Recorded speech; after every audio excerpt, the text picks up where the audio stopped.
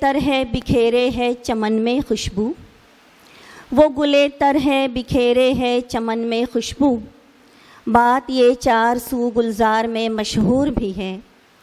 तोहफ़े गुल में है खुशबुए अक़ीदत लोगों, रस्म दुनिया भी है, मौका भी है, दस्तूर भी है।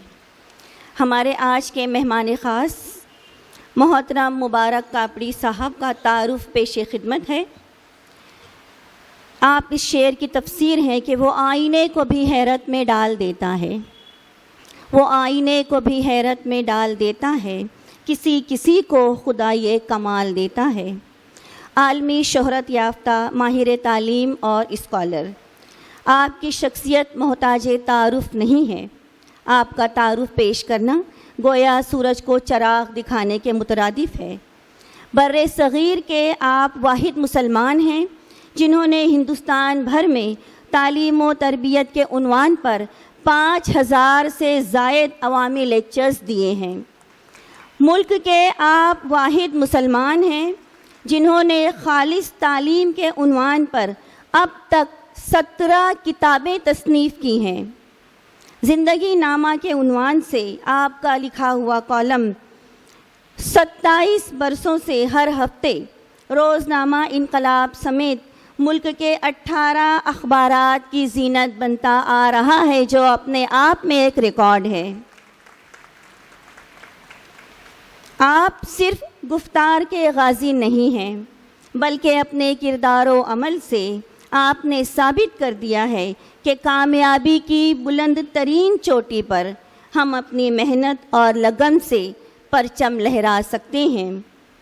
अमेरिकन फेडरेशन ऑफ मुस्लिम्स की जानिब से sir Syed award, federation of Muslims Kuwait की जानिब से लाइफ टाइम अचीवमेंट अवार्ड और इसके अलावा मुल्क की दीगर तंजीमों की जानिब से आपको बारहा मुतादिद एजाज़ात से नवाजा गया है।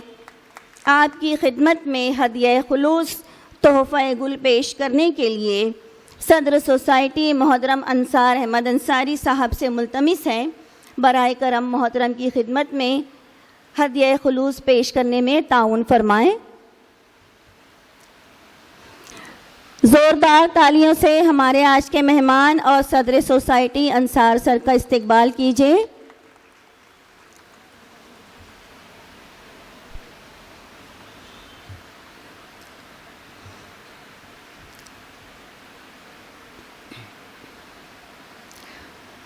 मोहतरम मुबारक कापड़ी साहब का इस शेर से इस्तकबाल है कि जुनून शौक़ में जिस समत बे इरादा चले, जुनून शौक़ में जिस समत बे इरादा चले, हम अपने काफ़िले वालों से कुछ ज़्यादा चले। आइए अब जिस अहम मकसद के तहत हम यहाँ पर इकट्ठा हुए हैं, बहुत जल्दी उसकी जानिब बढ़ते हैं। लेक्चर के लिए आवाज़ देते हैं मोहतरम मुबारक कापड़ी साहब को इस शेर के साथ कि सोने वालों को जगा दें, सोने वालों को जगा दें, तकरीर के एजाज़ से खिरमने बातिल जला दें शोले आवाज़ से। मोहतरम मुबारक कापड़ी साहब। अल्लाह व बरकातहू, नहमदु व नुसल्ली अला रसूलिल करीम, अम्मा बाद।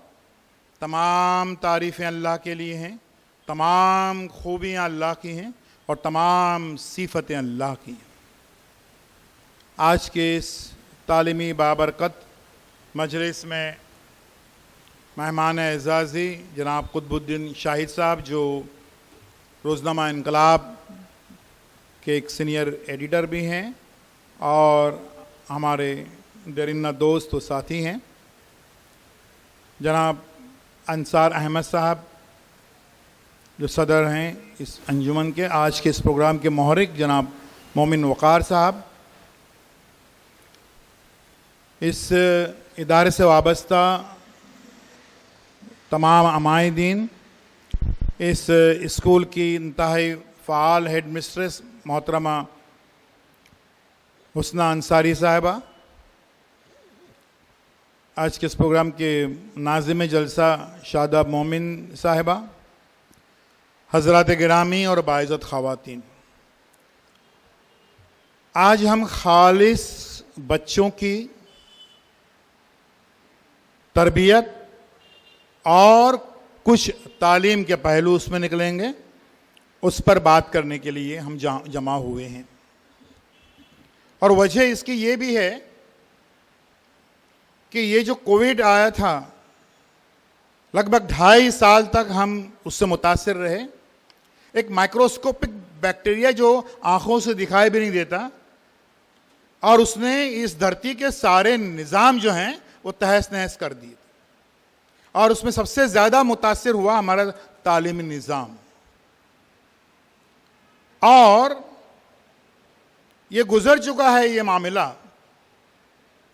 लेकिन उसके असरात अभी भी ज़हनी तौर पर हमारे माशरे में बदबख्ती से बाकी हैं। ये क्या था? कुछ कहते हैं इसको, कोई कहता है कि ये एक वबा थी, कोई कहता है ये बला थी। हम हर चीज़ के लिए कुरान से रुजू होते हैं।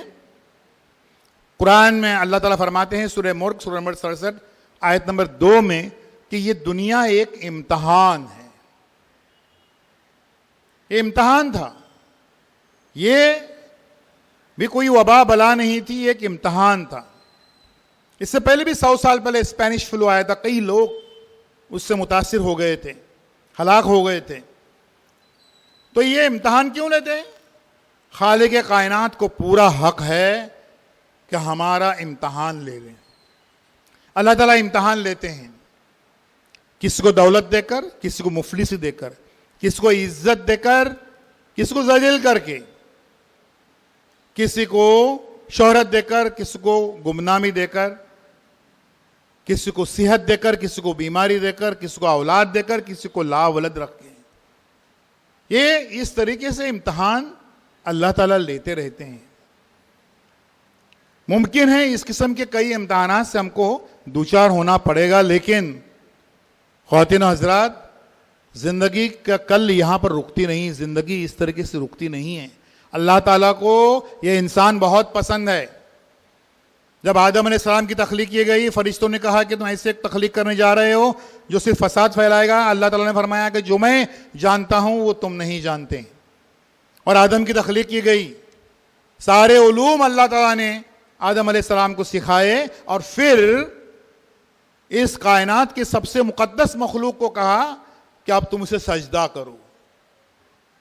ख़वातीन हज़रात, ये मर्तबा है इल्म का कि सबसे मुकद्दस तरीन मखलूक को कहा गया आदम अलैहिस्सलाम को सजदा करने के लिए।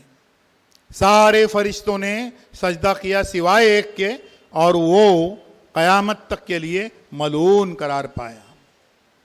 इस तरीके से ये जिंदगी की कल रुकती नहीं है। अल्लाह ताला ने इंसान को बोलना सिखाया, सूरह रहमान में बताया।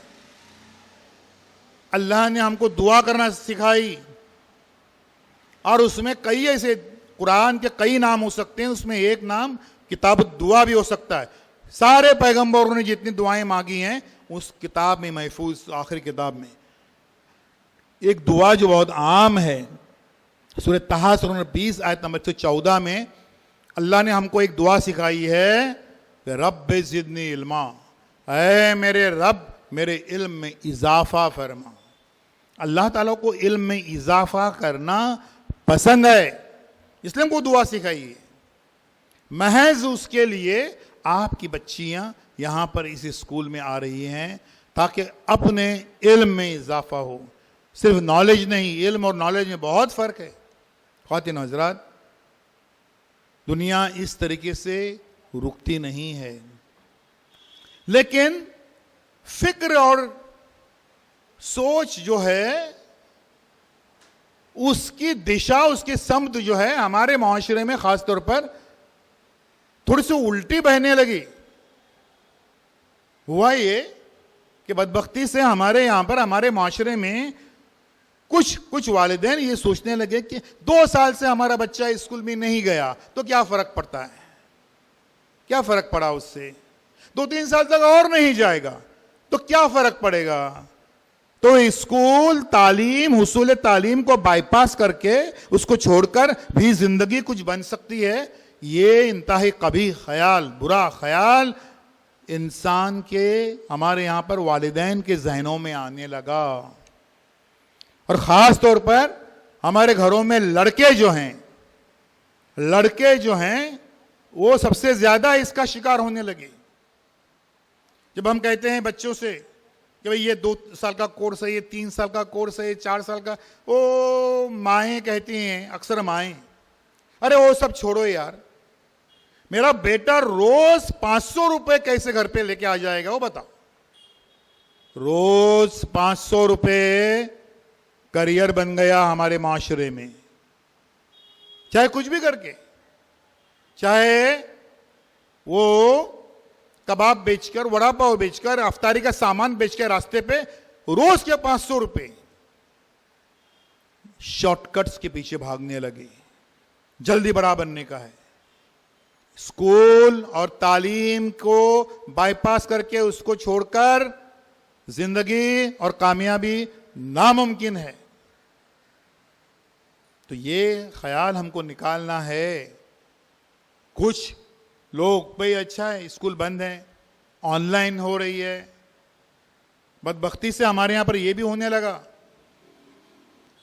कि 2 साल तक एकेडमिक नुकसान, तालीमी नुकसान हुआ, उस पर तासुफ, उस पर अफसोस हमारे वालिदैन को नहीं है, बल्कि खुशी इस बात की उन्हें महसूस हो रही है कि 2 साल तक हमने स्कूलों की फीस अदा नहीं की,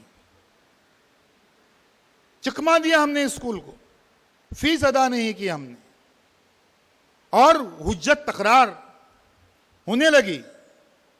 हुज्जत तकरार ये होने लगी कि भाई ऑनलाइन पढ़ाए तो काय की फीस, कैसी फीस, ऑनलाइन, अच्छा ऑनलाइन पढ़ाए ना तो आधी फीस अपनी तरफ से, कुछ भी। और ये जिंदगी अब ऑनलाइन बन गई है, इससे पहले भी कई जगहों पर, कई मुल्कों में ये बन चुकी है पहले से। हायर एजुकेशन में सारे कोर्सेस अब लगभग ऑनलाइन हैं, इसका मतलब वो बगैर फीस के हासिल होते हैं, ऐसा नहीं है। ख्वातीन हज़रात, मैं आ रहा हूं, आप लोगों की जिम्मेदारियां इस तनाजुर में अब कैसे बढ़ती जा रही हैं, क्या है आपको ये समझना है कि हमारा तालीमी निज़ाम कभी मुसल्लस नुमा हुआ करता था, ट्रायंगुलर हुआ करता था, तुलबा, वालिदैन, असातिज़ा, बस इसी के इर्द गिर्द घूमता था। फिर वो मुरब्बा नुमा बन गया, तुलबा, वालिदैन, असातिज़ा, और इंतज़ामिया आ गया उसमें, कि इंतज़ामिया कितना पॉजिटिव है, किसी तालीमी इदारे को की डेवलपमेंट के लिए, तरक्की के लिए इंतज़ामिया कितना मुतहरिक है, वो चौथा आ गया तो मुरब्बा नुमा बन गया। इसमें एक जुज़ और जुड़ गया, उसमें एक वर्टेक्स और जुड़ गया, और वो मुखम्मस नुमा बन गया, तुलबा, वालिदैन, असातिज़ा, इंतज़ामिया। और मुआशरा, समाज का रोल क्या है इसमें, वो कितना हसास है। भाई 2 बच्चों के यूनिफॉर्म नहीं है, नहीं वो सेक्रेटरी साहब देखेंगे, वो 3 बच्चों को वो कापियां, नहीं वो चेयरमैन देखेंगे। वो कितना हसास है माशरा। अब वो मुसद्दस नुमा बन गया है, 6 शक्ली बन गया है, और उसमें खतरनाक वर्टेक्स जुड़ गया है। ख्वातीन हज़रात, तुलबा, वालिदैन, असातिज़ा, इंतज़ामिया, मुआशरा, और एक खतरनाक वर्टेक्स जुड़ गया है, वो है हुकूमत। हुकूमत की पॉलिसी जो है, हम कितनी ही तिस्मारगिरी करें, कितनी ही महारत दिखाएं हमारे तालीमी इसमें, लेकिन हुकूमत की पॉलिसियां जो हैं वो उसको मुतासिर करती हैं। क्या होता है जरा सुन लीजिए, इसलिए कि आपको उससे मुतासिर नहीं होना है। इस धरती के सारे मुल्कों में जो तालीमी पॉलिसी मुरतब होती है, वो उसका मरकजी जो होता है, मरकजियत, वो तालिब इल्म को हासिल होता है कि ये तालिब इल्म है, इसको बनाना है, उसकी शख्सियत साजी करना है, उसकी तालीम तरबियत दोनों करने हैं।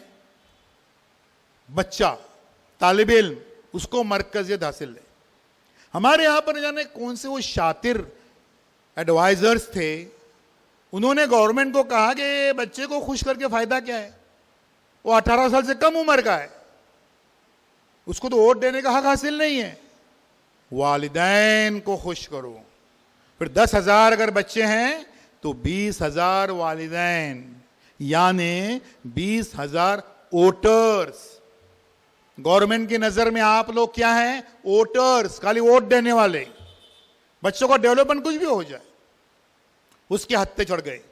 2009 में एक पॉलिसी आ गई, सबसे पहले, और वो पॉलिसी ये आ गई कि 8वीं तक कोई इम्तहान नहीं, सब पास। सबसे पहले हमारी कौम के, हमारे माशरे के जो वालिदैन हैं वो सबसे पहले खुश हो गए। बोले क्या गवर्नमेंट है यार, बच्चा हमारा फेल ही नहीं हो रहा है, केजी में भर्ती करो उसको, और वो 9वीं में जाकर वो बच्चा क्या कर रहा है, क्या पढ़ रहा है। इस पर हमने कई कॉलम लिखे, क्या क्या लिखे। अपने कॉलम में मैंने एक ड्रामा लिखा था, उसमें हम सब 8वीं पास है, मैं आपको बता रहा हूँ उसकी एक आध बातें। उस ड्रामे में लिखा था कि 9वीं जमात का पहला दिन है, टीचर जो रहे पढ़ा रही है 9वीं जमात का, 9th, वो कहती है बच्चों इस किताब खोलो बच्चों, आज हमारा 9वीं का पहला दिन है, तो आज से हम पढ़ाई शुरू करते हैं, बोलो बच्चों A for apple, B for ball. 9वीं जमात में उसी ड्रामे में मैंने लिखा था कि एक हेडमास्टर साहब कहते हैं अपने साथी असातिज़ा से कि आज जरा मैं जल्दी जा रहा हूँ, वो क्या मेरे ख़ानदान में, मेरी फैमिली एक बच्चा पैदा हुआ है, तो मुझे अस्पताल जाने का है उसको देखने के लिए, आज जो बच्चा पैदा। तो सारे टीचर्स पूछते हैं सर वो आज जो बच्चा पैदा हुआ है उसको आप क्या गिफ्ट, क्या तोहफा लेके जा रहे हैं? तो हेडमास्टर साहब बोलते हैं मैं सोचता हूँ कि उसको 8वीं पास सर्टिफिकेट लेके चला जाऊं मैं, कि जो पैदा हुआ वो 8वीं पास, वो धरती पे आया वो 8वीं पास। इसलिए आज इस मुल्क का मंजर यह है, तालीमी मंजरनामा, कि सारा हिंदुस्तान 8वीं पास है और आधा हिंदुस्तान 9वीं फेल है, इस वजह से। लेकिन ये जो नो इम्तहान, कोई इम्तहान नहीं, इससे हमको मुतासिर नहीं होना चाहिए था, क्योंकि हमको मालूम है हम इस दुनिया में क्या कर रहे हैं, इस धरती पे हम इम्तहान लिख रहे हैं, जो हमारा परफॉर्मेंस, जो कारकर्दगी है उस पर जजा या सजा मिलने वाली है, जन्नत जहन्नम उससे मुकर्रर है। इम्तहान बुनियाद है इस कायनात की। ये कौम उससे मुतासिर नहीं हुई, नो इम्तहान, नो एग्जाम, उससे मुतासिर नहीं हुई। 5% है वो, पूरे हिंदुस्तान पे राज कर रहे हैं। इस मुल्क की हर पॉलिसी में उनका अमल दखल है, उनको रिजर्वेशन भी नहीं है। 5% है वो, और वो हैं ब्राह्मण। 5% है वो। हम उनको गालियां देते नहीं थकते, लेकिन एक बात देख लीजिए कि मामला क्या है आखिर, कैसे उनको रिजर्वेशन नहीं है, हर पॉलिसी उनसे कैसे ही होती है। क्या होता है, हमारे घर में जब बच्चा आता है स्कूल से दौड़ते दौड़ते, तो माँ जो है वो शऊर या लाशऊर पर बच्चे से पूछती है कि बेटा रोटी खाएगा? रोटी उसकी जिंदगी का महवर है, रोटी। वो ब्राह्मण माँ जब बच्चा घर में आता है तो उससे सवाल पूछती है, आज स्कूल में क्या हुआ? 180 दर्जे का डिफरेंस है इसके अंदर। बेटा रोटी खाएगा और आज स्कूल में क्या हुआ? 180 दर्जे। और इसलिए वो राज कर रहे हैं। उनका रवैया कैसा होता है? एक बच्चा जो है वो ब्राह्मण बच्चा, वो आप दौड़ दौड़ आ गया, अगर आई आता 8वीं पासून परीक्षा नहीं है, 8वीं के बाद जो है हमारा कोई इम्तहान नहीं है, ऐसा। माँ जो बिल्कुल अनकंसर्न, ला ताल्लुक होके अपने वो कपड़े घड़ी करते करते पूछेगी, ओ बाड़ा पण तू अभ्यास कर। हाँ बच्चा, लेकिन तू पढ़ाई कर। अगर आई आता 8वीं पर्यंत परीक्षा नहीं है, वो अनकंसर्न, हाँ बड़ा। अगर कल 10वीं तक भी इम्तहान ना हो और आता आई तो 10वीं पर्यंत परीक्षा नहीं है, ओ बाड़ा पण तू अभ्यास कर। हाँ मेरे बेटे, लेकिन तू अरे पढ़ाई क्यों, समझ में आ रहा है कि नहीं? पढ़ाई ये एग्जाम नहीं है। हाँ हाँ मालूम है कि पढ़ाई, ये फर्क है जिसकी वजह से 5% ब्राह्मण इस मुल्क पर राज कर रहे हैं। ये एटीट्यूड में, हमारे रवैये में ये फर्क है। हमको इससे मुतासिर नहीं होना है कि 9वीं में आके देखिए बच्चा क्या कर रहा है, क्या पढ़ रहा है, अपना नाम लिखने को सीख रहा है 9वीं में, वो पहाड़े छोड़िए गिनती सीख रहा है 9वीं जमात में। हमको ये गवर्नमेंट के जो ये शोषे छोड़ते रहती है, ये तालीमी निज़ाम को कमज़ोर करने वाली चीज़ें हैं, इससे हमको मुतासिर नहीं होना है। ख़वातीन व हज़रात, और कोई भी कैसी भी पॉलिसी आ जाए, अभी नई तालीमी पॉलिसी आ रही है, अभी हेडमिस्ट्रेस साहिबा ने अपनी स्कूल की रिपोर्ट बताई, देखा आपने कि हमारा जहद तरक्की के लिए पूरा मैनेजमेंट किस तरीके से कोशा है। एक 2 हफ्ते पहले एक जनरल नॉलेज के मुकाबले में आपके स्कूल ने टॉप किया था, अल उम्मत में मैं था वहां पर, सारे ऑल भिवंडी मुकाबला था वो।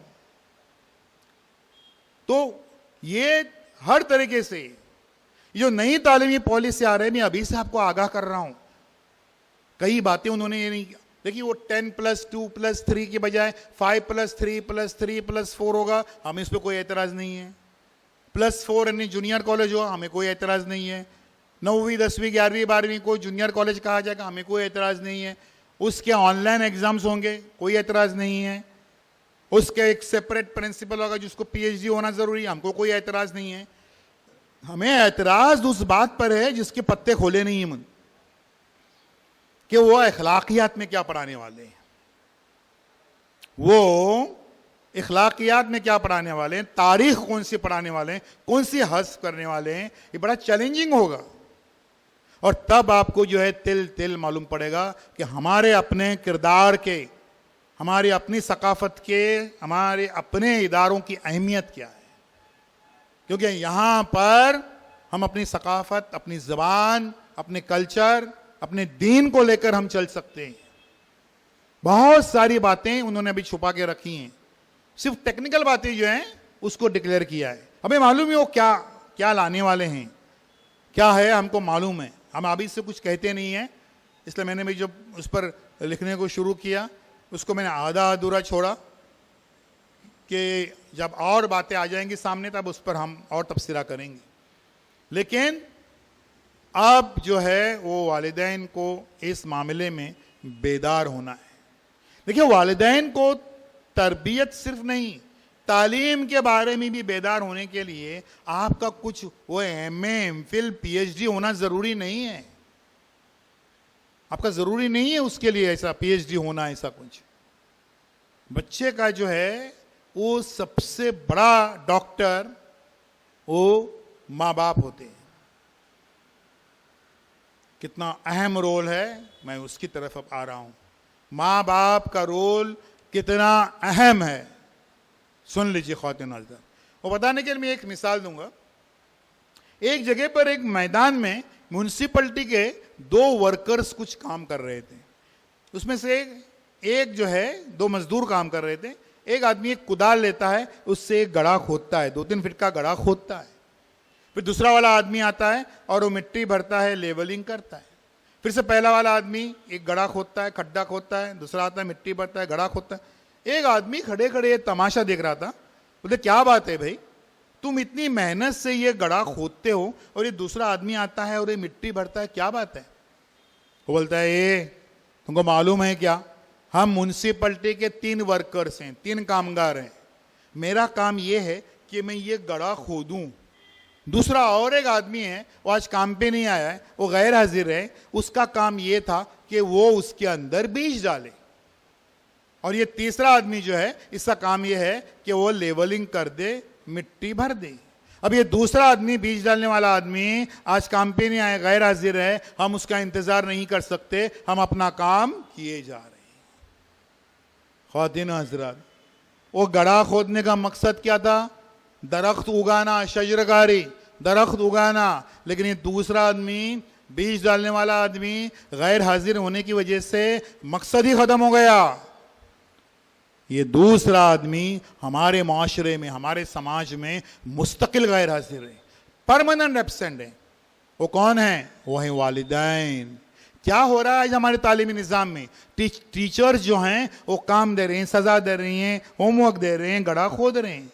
बच्चे घर पे जा रहे हैं, पढ़ रहे हैं, याद कर रहे हैं, नकल कर रहे हैं, रट रहे हैं, गड्ढा भर रहे हैं। लेकिन दूसरा आदमी, वालिदैन, बीज डालने वाला आदमी, हिम्मत अफजाई करने वाला आदमी, मोटिवेट करने वाला आदमी, पीठ थपथपाने वाला आदमी, मैं तुम्हारे साथ हूं ये कहने वाले माँ बाप, मैं तुम्हारे आला तालीम के लिए अपने जेवरात को बेच डालूंगी ये कहने वाली माँ, मैं तुम्हारे आला तालीम के लिए अपने खेत खलियान बेच डालूंगा, एक कहने वाला बाप, ये दोनों गैर हाजिर हैं। और इसलिए हमारे आंगन में तालीम का पौधा जो उग नहीं रहा है, उसकी वजह यही है कि टीचर्स कितनी ही मेहनत करें, बच्चे कितनी ही मेहनत करें, लेकिन जब तक माँ बाप अपनी ड्यूटी पर हाजिर नहीं होते हैं तब तक हमारे आंगन में तालीम का पौधा उगने से रहा। कितना अहम और कितना कलीदी रोल है माँ बाप का, असातिज़ा और बच्चों से भी ज्यादा अहम रोल है माँ बाप का।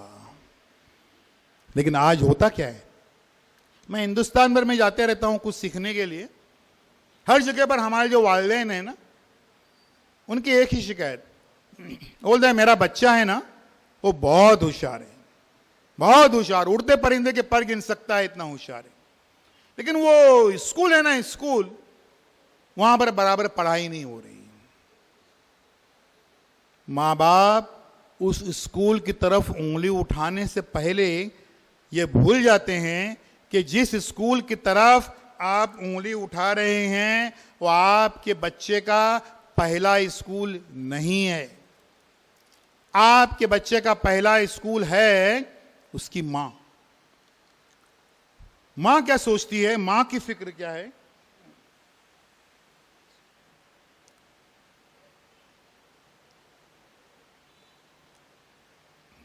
सॉरी, पहला स्कूल है मां। मां की सोच क्या है, मां की फिक्र क्या है? मां बच्चे का पहला स्कूल है। आपके बच्चे का दूसरा स्कूल है उसका घर। घर में क्या हो रहा है? खोट, कपट, हसद, जलन, गिबतें, साजिशें ये हो रही हैं। यह प्यार, मोहब्बत, बड़ों का अदब क्या सिखाया जा रहा है? घर आपके बच्चे का दूसरा स्कूल है। मैं तो ही कहता हूं कि घर आपके बच्चे का स्कूल नहीं, कॉलेज नहीं, वो तो यूनिवर्सिटी है। यूनिवर्सिटी। हमारे बच्चे सारी बातें अपने घरों में ही सीखते हैं। कैसे? मैं इसकी एक मिसाल दूंगा। माँ बाप बैठे हुए हैं, बच्चा बैठा हुआ है, कितने में एक साहब कोई मिलने वाले आ गए, तो अब्बा जो हैं वो खुशी के मारे चिल्ला उठते हैं, अरे आइए आइए निसार भाई आइए, क्या बात है, ईद का चांद हो गए, क्या बात है, आपको देखने को आंखें तरस गया, वहां आते वहीं से जाते हैं, यहाँ आते नहीं, क्या आते रहो, कभी मिलते रहो, वगैरह वगैरह। 5-10 मिनट के बाद में निसार भाई चले गए। जैसे ही निसार भाई चले गए वैसे ही अब्बा कहते हैं, खाम खा गया था यहां पर, अरे वहां आए थे तो वहीं से जाने का था, यहां काय को आने का था, तुमको भी चाय बनानी पड़ी, मेरा भी टाइम गया। अब बच्चा हक्का बक्का। अभी 10 मिनट पहले तो निसार भाई पे जान निसार हो रही थी, और जैसे ही निसार भाई चले गए तो उनकी गीबतें हो रही हैं। घर घर घर घर। घर आपके बच्चे का स्कूल नहीं, कॉलेज नहीं, वो तो यूनिवर्सिटी है। यूनिवर्सिटी। वरना मुझे ये बताइए, इस धरती पर ऐसा कौन सा स्कूल है जहां पर गीबत नाम का सब्जेक्ट पढ़ाया जाता है? कौन सा स्कूल है? कौन सा स्कूल है जहां पर हसद, जलन? कौन सा स्कूल है जहां पर जो है वो साजिशें, फैमिली की साजिशें? ये घर के सब्जेक्ट हैं, घर के स्कूल, घर के यूनिवर्सिटी के सब्जेक्ट्स हैं। इसलिए बोलता हूं कि घर जो है आपके बच्चे का स्कूल नहीं, कॉलेज नहीं, वो तो यूनिवर्सिटी है। यूनिवर्सिटी। सारे बच्चे घरों में ही सीखते हैं और उसी की नकल करते हैं। कैसे? मैं इसकी एक मिसाल दूंगा। एक लड़का एक आम के दरख्त के ऊपर चढ़ा आम चोरी करने के लिए। वो चौकीदार ने देख लिया, बोले उतर नीचे, आम चोरी कर रहा है, नीचे उतर, वरना अभी मैं तुम्हारे घर पे जाऊंगा और तुम्हारे अब्बा से तुम्हारी शिकायत करूंगा। वो लड़का ऊपर बैठा बैठा चौकीदार को जवाब देता है कि मेरे घर पर जाके कुछ फायदा नहीं है, मेरे अब्बा तुमको घर पे मिलेंगे नहीं, क्योंकि मेरे अब्बा जो हैं वो बाजू के झाड़ के ऊपर चढ़े हुए। घर घर घर। घर आपके बच्चे का स्कूल नहीं, कॉलेज नहीं, वो तो यूनिवर्सिटी है। यूनिवर्सिटी। हमारे बच्चे सारी बातें घरों में ही सीखते हैं, लेकिन ये यूनिवर्सिटी नुमा घरों का आज हाल क्या है, ये बताने के लिए एक तीसरी और आखिरी मिसाल दूंगा। माँ बाप बैठे हुए हैं, बच्चा भी बैठा हुआ है। बच्चा तारीख की किताब पढ़ रहा है, लड़ाइयों को, पानीपत की पहली लड़ाई, पानीपत की दूसरी लड़ाई, तीसरी, ये सब लड़ाइयों के बारे में वो पढ़ रहा है। लड़ाइयों के बारे में पढ़ते पढ़ते वो बच्चा जो है अपने अब्बा से सवाल पूछता है कि अब्बा, ये लड़ाइयाँ कैसे शुरू हो जाती हैं? तो अब्बा कहते हैं, सुन बेटा, फर्ज करो कि अमेरिका और फ्रांस के दरमियान कुछ इख्तिलाफ पैदा हो जाए। तो अम्मी फौरन टोकती हैं, अरे ये अमेरिका और फ्रांस के दरमियान इख्तिलाफ क्यों पैदा हो जाएगा? तो अब्बा बोलते हैं, नहीं, मैं खाली एक मिसाल दे रहा हूं। क्यों मिसाल दे रहे? ऐसे ऐसे मिसाल क्यों? ऐसे मिसाल क्यों? बच्चा बोलता है, बस अम्मी, अब्बा, मालूम हो गया कि लड़ाइयां कैसे शुरू हो जाती हैं। हमारे घर लड़ाइयों के मैदान बने हुए, मां बाप की इस झूठी अना की जंग में जीतता कौन है? कोई नहीं। हारता कौन है? उनका बच्चा। आप क्यों नहीं गौर करते हैं कभी? KG first second 90%, fourth fifth 70%, six seven 50%, 8 40%, 10th पास नहीं हो रहा है। 90% वाला बच्चा 10th पास क्यों नहीं हो रहा है? घर का माहौल उसकी पांव की बेड़ियां बनी हुई है, उसको आगे बढ़ने से रोकते हैं। घर का माहौल, इस वजह से ये होता है। देखिए आज यहां पर हाल क्या है, सुन लीजिए। मैं मुंबई के एक बड़े ट्रस्ट से वाबस्ता हूं, पिछले 20 वर्षों से वहां पर ट्रस्टी हूं। हमारे 20 साल पहले हमारा बजट था 60 लाख रुपया। अब अल्हम्दुलिल्लाह हर साल 9 करोड़ रुपया हम स्टूडेंट्स में बांटते हैं, जिसका इंटरव्यू मुझे लेने का रहता है। मैं बच्चों से पूछता हूं, भाई आपके अब्बा का इंतकाल हो चुका है। हम और कोई सवाल नहीं पूछते, फौरन उसको फॉर्म देते हैं। अगर अब्बा नहीं है तो समाज की जिम्मेदारी कि हम उसको संभालें। दूसरे किसी से पूछते हैं, भाई आपके अब्बा? नहीं, हमारे अम्मी अब्बा में तलाक हो चुका है। ठीक है, इस्लाम में तलाक की गुंजाइश भी रखी है और अहसन तरीके से रखी है। हमारे यहाँ पर दुल्हनों को जलाया नहीं जाता, अहसन तरीके से। फॉर्म हम उसको भी देते हैं। किसी से पूछते हैं, भाई आपके अब्बा? नहीं, वो क्या है? नहीं, वो सेपरेट हो चुके हैं। अरे ये कौन सी शक्ल है पेरेंट्स की?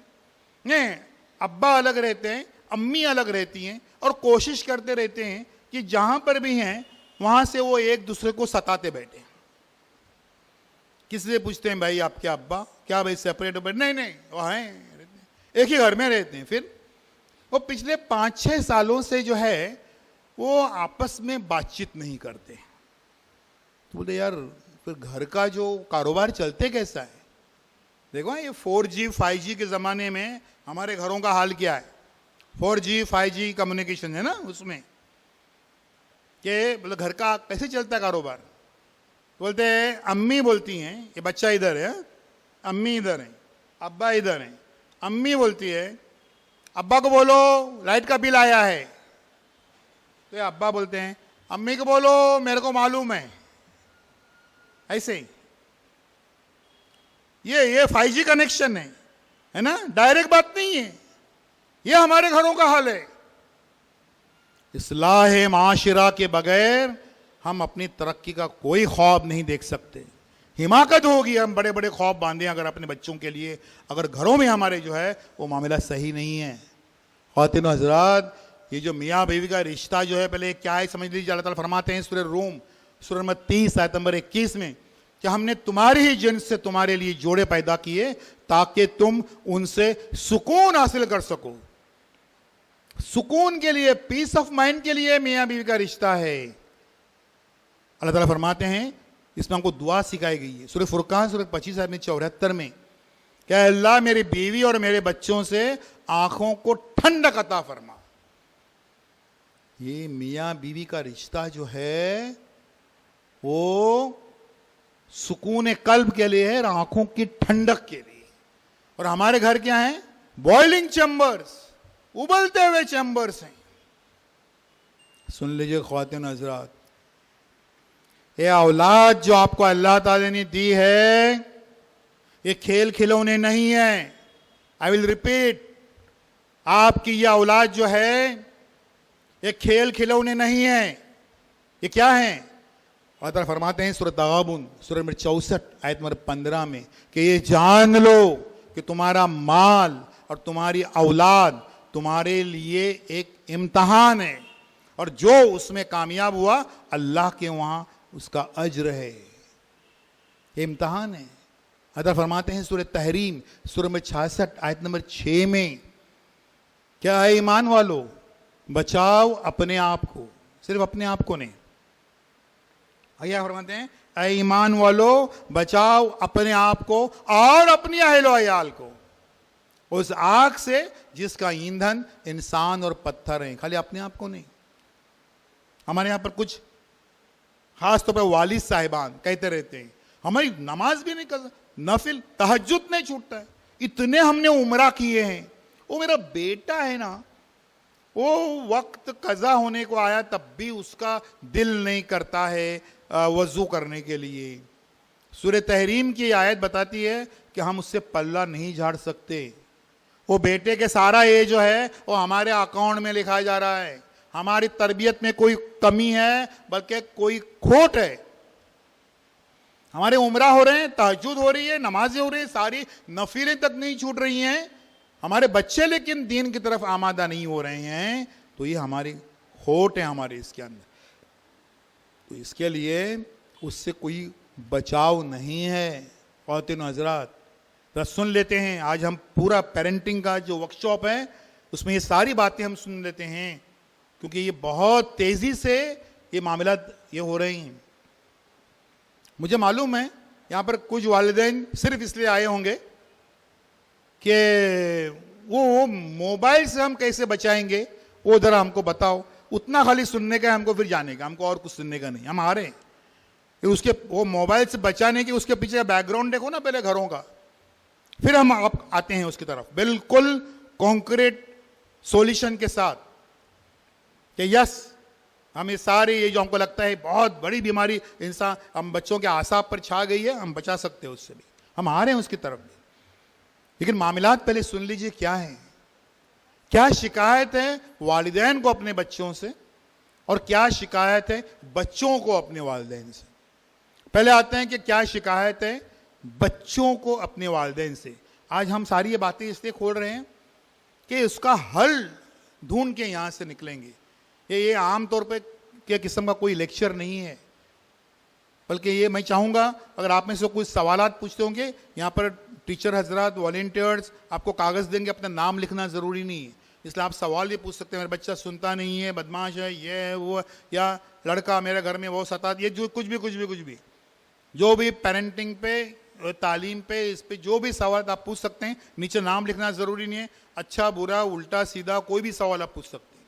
बाद में हम बात करते हैं कि क्या शिकायत है बच्चों को अपने वालिदैन से। ज़रा सुन लीजिए, हमारे यहाँ के सारे बच्चों को अपने वालिदैन से एक ही शिकायत है, और वो क्या है? वो हमेशा ये कहते हैं कि हमारे वालिदैन को पड़ोस का बच्चा बड़ा अच्छा लगता है।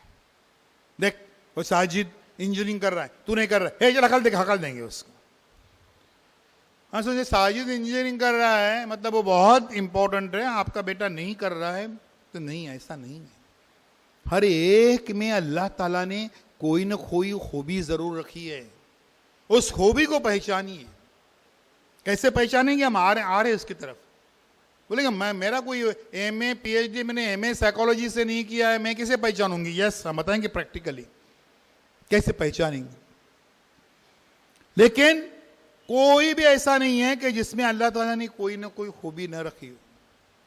होता क्या है, हमारा जो रवैया है माँ का भी और बाप का भी कैसा होता है पहले समझ लीजिए। पहले आप एक बात सुन लीजिए, इस धरती पर जितने भी बच्चे हैं उनमें से 5% बच्चे जो हैं वो जीनियस हैं। जीनियस एंड एक्स्ट्राऑर्डिनरी इंटेलिजेंट, बहुत ज़हीन फतीन, बहुत ही ज़हीन 5%। 20% बच्चे जो हैं वो इंटेलिजेंट हैं, होशियार हैं। दोनों मिला के हो गए 25%। और 75% ह्यूज मेजॉरिटी वो जो हैं वो average, below average, slow learners, हत्ता के मेंटली रिटार्डेड, जहनी मफलूज 75% हैं ये। इसलिए कभी कभी जो माएँ ये करती हैं, माएँ जो चिल्लाती हैं, कहती हैं, है ना, अरे अल्लाह तेरे को मैं ही मिली थी, मुझे ऐसा बच्चा दिया। 75% है वो, मेजॉरिटी है उनकी। बिलो एवरेज, स्लो लर्नर्स 75% बच्चे हैं वो। इसलिए आप पर वो कोई अजाब अताब नहीं है अल्लाह का, 75% है। होता क्या है और होना क्या चाहिए, दोनों पे हम आ रहे हैं। होता क्या है सुन लीजिए। फर्ज कीजिए एक पड़ोस का बच्चा है जो बहुत होशियार है, बहुत ज़हीन है, 90% मार्क्स लेता है। आपका बच्चा थोड़ा एवरेज है, कमज़ोर है, 40-45% मार्क्स लेता है।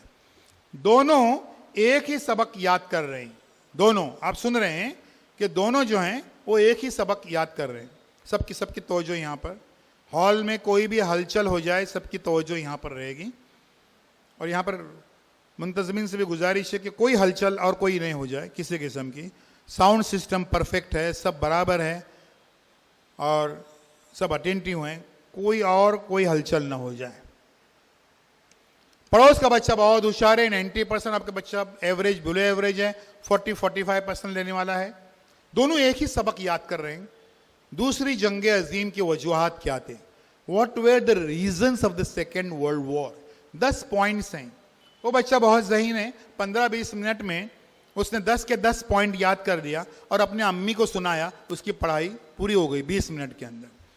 आपका बच्चा थोड़ा कमज़ोर है, 5 पॉइंट के बाद में उसकी गाड़ी रुकती है। आधा घंटे से 5 पॉइंट के बाद गाड़ी रुकती है। फिर वो बोलता है अम्मी ज़रा पहला लफ्ज़ ना, पहला लफ्ज़।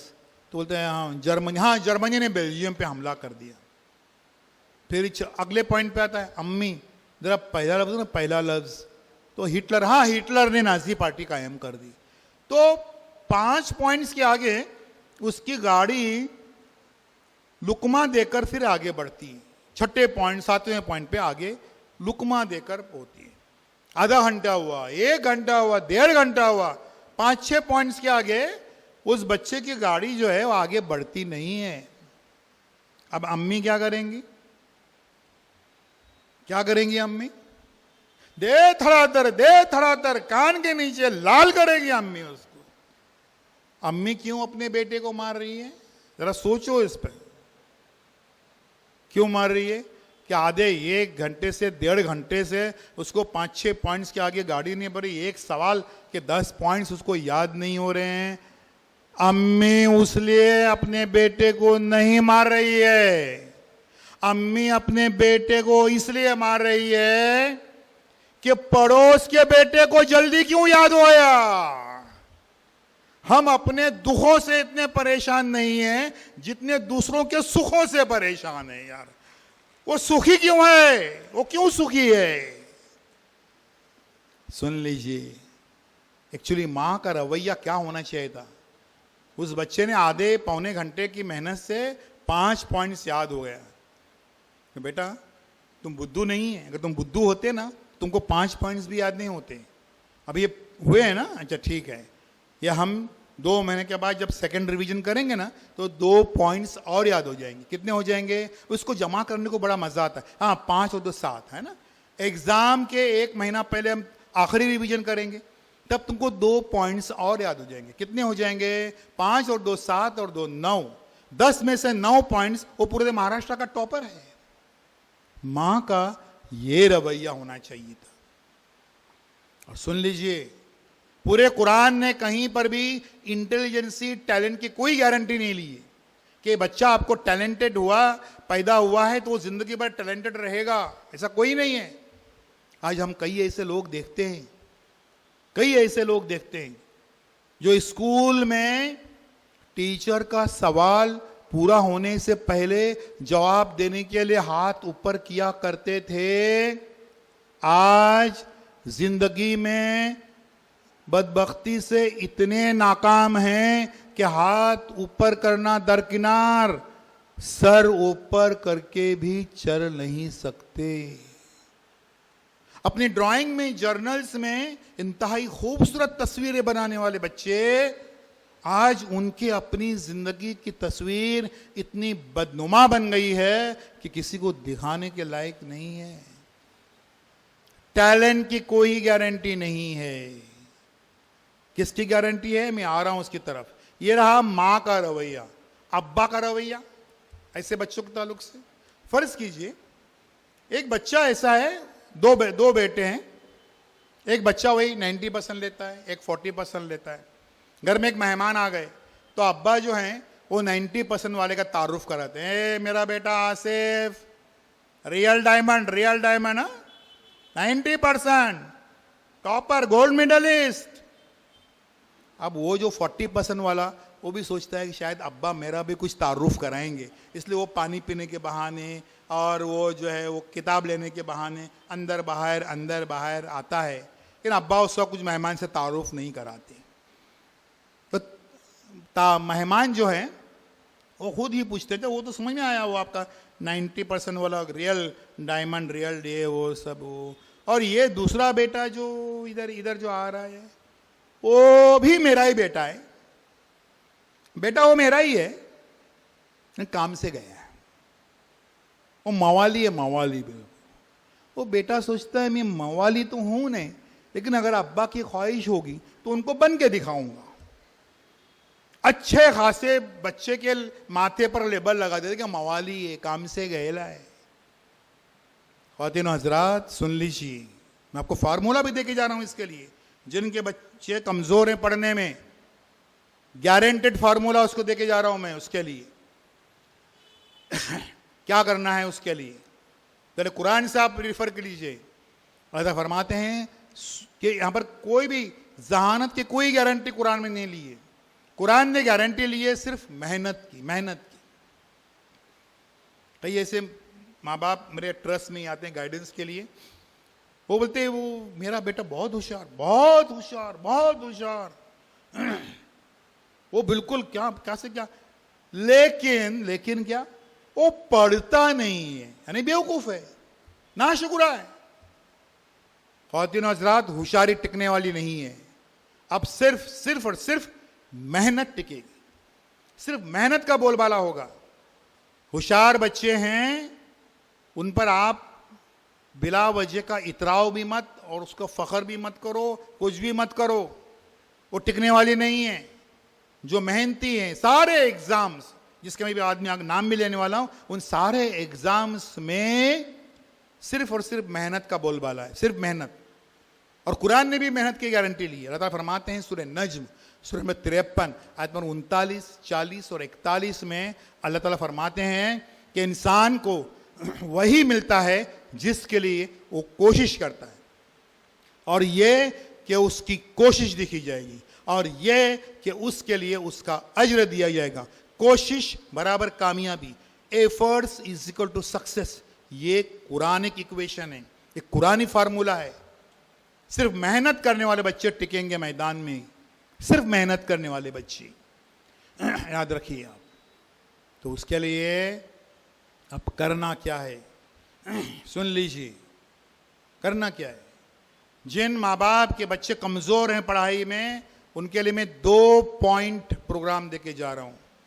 नंबर 1 हद दर्जे मेहनत, और नंबर 2 हद दर्जे सब्र।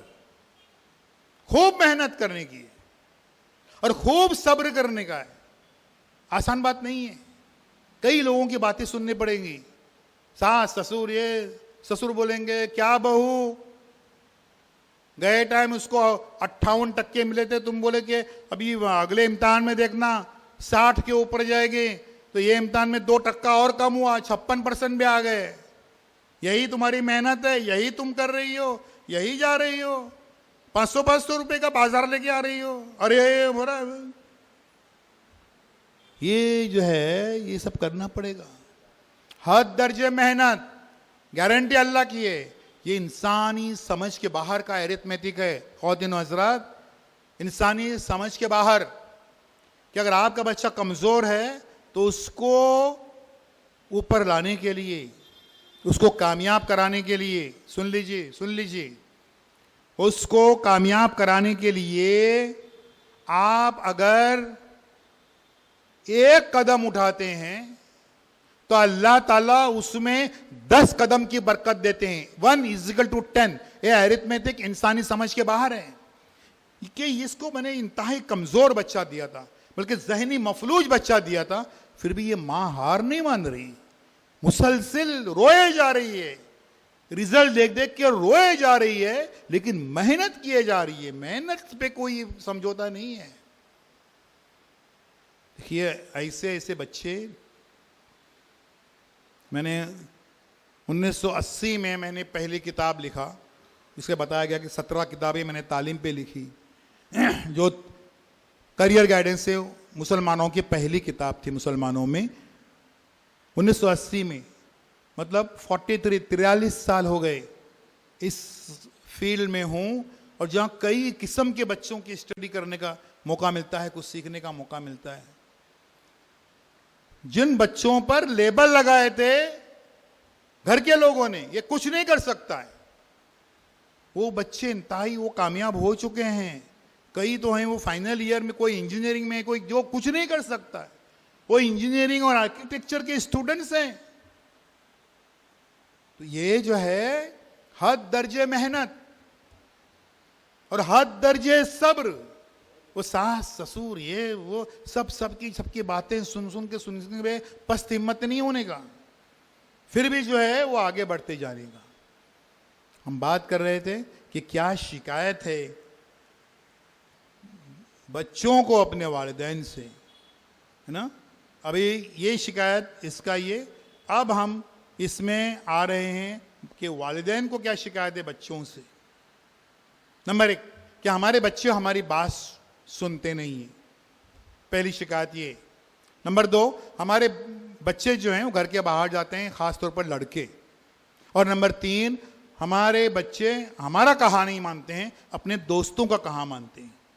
चलो तीनों की एक बात हम लेते हैं, तीनों के ताल्लुक से। हमारे बच्चे जो हमारी बात सुनते नहीं हैं, उसकी 2 बुनियादी वजूहात हैं। 2 वजूहात हैं। पहली वजह यह है कि हमने दीन की तालीम को यसरुन कुरान तक महदूद रखा। कुरान पढ़ने को आ गया, चल टोपी निकाल, तेरी तालीम मुकम्मल हो गई। लेकिन दीन के असल तालीमात को उसकी गुट्टी में हमने नहीं पिलाया, इसलिए हमारे बच्चे हमारी बात सुनते नहीं हैं। बोलेंगे कौन सी तालीमात हैं जिससे हमारे बच्चे जो हैं वो सुनने को लगेंगे। मेरे पास कुछ बच्चे जो हैं, वालिदैन आते हैं, वो हमारे बच्चे का नंबर उधर चेन्नई में कहीं पर पूरा जंगल में कोई कॉलेज है, वहाँ पर आया तो हम बच्चों को भेजें, तो बिल्कुल भेजो। नहीं, मुझे डर लगता है। तो किस बात का डर लगता है? तो नहीं, बच्चा बिगड़ गया तो देखो, आपने अगर अपना दीन को अगर उसके गुट्टी में पिलाया है, तो बच्चों के साथ अगर पिकनिक को जाएगा ना, तो वहां पर भी वो जाए नमाज लेके जाने को नहीं भूलेगा। इसलिए दीन की असल तालीमात को अगर हमने उसकी गुट्टी में पिलाया है तो यकीनन ये नहीं होगा। अब यहां पर एक बात जो होती है, खास बात, कि हमारे घरों में जो माँ और बाप, वालिद और वालिदा, इसमें जो एक तसादुम बल्कि एक मैच चलती रहती है, हमको इसको बंद करना पड़ेगा। बिला वजह का दोनों में एक रहता है कि मेरा रोल बड़ा है। इसे वालिद साहब बोलते हैं कि इसकी मां का कुछ रोल नहीं है, मेरा रोल अहम है। और ये जो है वो ये सोचते हैं कि भाई मेरा रोल अहम है, वालिदा का कुछ नहीं है, वालिद साहब का कुछ नहीं है। इसको हमको, और उसके लिए कितनी कठिनाई करते रहते हैं, कितनी कठिनाई से सारे ये देखा, तूने अब्बा की बात सुनी और वहां गए, वो बोले 2:30 बजे बस आती है, आई 3:30, तो 1 घंटा तुम इसमें झुलसे ना धूप के अंदर। अब वालिद साहब और कुछ ढूंढ रहे हैं इसके अंदर। ये जो है, सुन लीजिए ख्वातीन हज़रात, जिंदगी यहां पर सबसे जो माँ और बाप के इसमें बदबख्ती से हमारे माशरे में सबसे कमजोर कड़ी जो है वो बाप साबित हो रहा है। जिंदगी अगर एक स्कूटर है तो उसका अगला टायर है बाप और पिछला टायर है मां। और हमारे माशरे में अक्सर, सभी नहीं कह रहा हूं, अक्सर अगला ही टायर पंक्चर और पिछले टायर से खींच खींच के माएँ जो हैं वो जिंदगी की गाड़ी खींचते रहती हैं, टूट जाती हैं, वो बिखर जाती हैं, अकेले जिंदगी की गाड़ी खींचते खींचते। बाप को रोल इसमें अदा करना पड़ेगा। अच्छा, ये जो मामला है अब्बा का, या ऐसा नहीं कि भाई वो मजदूर है, वो सिर्फ रिक्शा ड्राइवर है, वो कोई अंगूठे छाप है, इसलिए पढ़े लिखे जो वालिद साहिबान हैं उनका रोल भी बदबख्ती से कुछ ऐसा ही होता है। मिसाल दूंगा उसकी। एक साहब बहुत पढ़े हुए और उनकी जो बीवी है वो कहती है कि भाई हर जगह मैं दौड़ती हूँ, ओपन हाउस में मैं जाती हूँ, रिजल्ट लाने मैं जाती हूँ, ट्रस्टों में फीस जमा करने के लिए मैं जाती हूँ, आप इतना पढ़े लिखे हैं, आप जरा ये तो करें, बच्चे की होमवर्क तो ले ले, पढ़ाई तो उनकी करा दे। बड़ी हुज्जत तकरार के बाद जो है वो अब्बा तैयार हो जाते हैं बच्चे की पढ़ाई के लिए। बच्चा जो है वो दूसरी जमात में पढ़ता है, सेकेंड स्टैंडर्ड में, और अब्बा जो है उसकी पढ़ाई ले रहे। तो देखो कैसी पढ़ाई ले रहे हो, दूसरी जमात में बच्चा पढ़ रहा है। बता अच्छा ठीक है, चलो आ जाओ। अच्छा ये बताओ कि बेल्जियम की राजधानी क्या है? तो बोलता है अब्बा मैं सेकंड में हूं, दूसरी क्लास में हूं। तो क्या हुआ, बेल्जियम तो है, राजधानी भी होगी ना, बताओ राजधानी क्या है? दूसरा सवाल, अच्छा ये बताओ कि फिलिपाइन की करेंसी क्या है? बोला अब्बा मैं सेकंड में हूं। हाँ तो क्या हुआ, सेकंड में है तो? अच्छा तीसरा सवाल, दूसरी जमात में बच्चे हैं उसको पूछ रहे। तीसरा सवाल, अच्छा ये बताओ how you are going to prove that 1 + tan square theta is equal to sec square theta? अरे अब्बा मेरे को अभी 2 का पहाड़ा भी नहीं आता है, गिनती खाली आती है। तो ये हाँ तो क्या हुआ? फिर फौरन बुलाएंगे अपनी बीवी को, आओ इधर आओ, तुम्हारे लाडले से मैंने 3 सवाल पूछा, एक का जवाब नहीं दिया, क्या पढ़ाऊंगा मैं उसको? मैं IIT गोल्ड मेडलिस्ट, इसको पढ़ा, लेके जाओ। ये रवैया पढ़े लिखे वाली साहिबान का भी होता है। ये होता है, ये इस तरीके से हम कैसे ये कर रहे हैं सुन लीजिए। यहां पर अब मामला एक ये भी आता है, मैं आ रहा हूं एक क्योंकि वक्त बहुत कम है। पहले क्योंकि हमारे यहाँ पर एक आमतौर पे होता है 10 बजे प्रोग्राम शुरू होने का हम ऐलान कर दिए, नहीं 10 बोले मतलब 11 बजे शुरू हो जाएगा। ऐसा जो होता है, जिस वजह से आप लेट हो गए तो कई सारी बातें जो हैं मुझे हस्फ करनी पड़ेंगी वक्त की कमी की बिना पर। क्योंकि मैंने मुंतजमिन से कहा था कि मेरा लेक्चर कम से कम 3 घंटे का होगा, मेरा ये 6 घंटे का लेक्चर है वालिदैन के लिए, जिसको समेट के मैंने जो बहुत मुख्तसर कर दिया है। तो वो क्योंकि कई सारी बातें एक नशिस्त में हमको सारी बातें यहाँ पर आने वाली हैं। सवाल ये भी पैदा होता है, और वो सारे जो सामने के आपके इश्यूज हैं, एक्चुअल प्रॉब्लम है, हम उसी पे डिस्कस करेंगे। हम कोई शेर व शायर नहीं करेंगे, किसी किस्म की कोई भी वो बातें नहीं करेंगे। सुन लीजिए कि लड़के क्यों नहीं आखिर पढ़ रहे हैं, लड़कियां पढ़ रही हैं और लड़के नहीं पढ़ रहे। आप बोलेंगे ये स्कूल तो गर्ल्स स्कूल है, तो यहाँ की जो बच्चियां हैं वो लड़कियां हैं, तो ये हमारा इशू कहाँ पर होगा जिसके लिए हम अभी डिस्कस करें? बहुत बड़ा इशू है, क्योंकि ये जो लड़कियां हैं इन्हीं के हिस्से में इसी समाज से लड़के आने वाले हैं, और लड़कियां यहाँ की अगर पढ़ रही हैं और उनके भाई घरों में हैं जो नहीं पढ़ रहे हैं, तो वो जो हैं उसको सोचने की जरूरत है कि लड़के क्यों नहीं पढ़ रहे, मामला क्या होता है, लड़के क्यों नहीं पढ़ते हैं। सुन लीजिए पहले क्या रवैया होता है हमारे यहां पर कि लड़के के ताल्लुक से और लड़की के ताल्लुक से। फर्ज कीजिए एक अस्पताल में नर्स ने आके बोली कि लड़का हुआ है, अरे लड़का हुआ है, लड़का हुआ है, खानदान का चिराग है ना, तो ये अकीका करो, ये करो, वो करो, जबरदस्त तरीके से पार्टी करो वगैरह वगैरह सभी।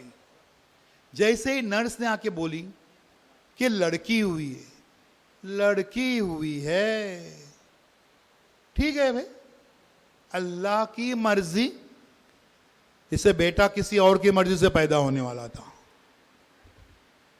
तो लड़का हुआ तो शादियां ने बज रहे हैं, और लड़की हुई तो मातम हो रहा है। ये पहले एटीट्यूड आप अपना निकाल दीजिए, ये निकाल दीजिए इसके लिए।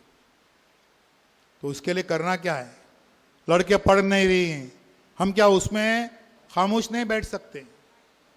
उसके ताल्लुक से अब क्या आने वाला सुन लीजिए, खामोश नहीं बैठ सकते। उसकी वजह से तवाज़ुन बिगड़ गया हमारे समाज में, हमारे माशरे में। लड़कियां पढ़ रही हैं, खूब खूब पढ़ रही हैं, और फिर हमारी बच्चियां बदबख्ती से, जो नहीं करना चाहिए लेकिन होता है, उनकी नजरें सरहद पार चली जाती हैं, गैरों में चली जाती हैं, और वहां पर वो नजर दौड़ाना शुरू कर देते हैं। वहां पर वो ये करना शुरू कर देते हैं कि हमारे फैमिली में, खानदान में कहीं कोई आला तालीम हासिल नहीं कर रहा है, तो बदबख्ती से वो नजर कहीं और दौड़ाना शुरू कर देते हैं, गैरों में दौड़ाना शुरू कर देते हैं वहां पर, और वहां पर देख लेते हैं कि नहीं मेरे खानदान में, मेरे इसमें ऐसा कोई ये बच्चा ये नहीं है, तो उसके लिए जो है वो गैरों में हिदायत से भटक जाते हैं। बहुत ही सुन लीजिए, उसके लिए क्या करना है पहले समझना यह है। सब जगह पर यह पूछा जाता है कि भाई कितनी बच्चियां जो हैं, कितनी बच्चियां हमारे खानदान से, हमारे इससे जो हैं, वो कितनी बच्चियां वो दूसरों के इसमें चली गई हैं, गैरों में चली गई हैं, कितनी बच्चियां चली गई हैं। लोग पूछते हैं ये बस्ती में कितनी लड़कियां गई हैं? जितनी तादाद में इस बस्ती से, यानी इस बस्ती की मिसाल ले रहा हूं, किसी बस्ती से लड़के लोग स्कूल छोड़ के, तालीम छोड़ के नाके और नुक्कड़ों पे आवारागर्दी कर रहे हैं, उतनी ही तादाद। किसी और बस्ती में अगर 20 लड़के स्कूल से नाता तोड़ के नाके नुक्कड़ों पर आवारागर्दी कर रहे हैं, उस बस्ती से एग्जैक्टली उतनी ही तादाद